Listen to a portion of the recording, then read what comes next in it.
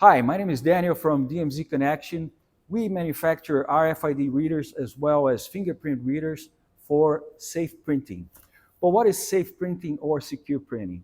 Well, the best way to explain is to remember an occasion where you sent a job to a printer, and when you went to pick it up, you found a whole lot of other documents.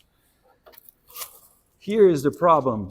These documents, we don't know who they belong to, and they may have sensible data.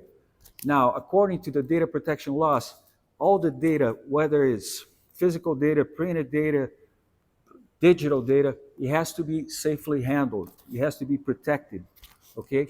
So in order to avoid printed documents from leaking crucial information, what you can do is install an RFID reader that we manufacture here at DMZ. And once you do that, the documents will only be released when the actual owner of the document comes to the printer and authenticates himself or herself through his credential. If you want more information about secure printing, get in touch with us. We're here to serve you. Thank you.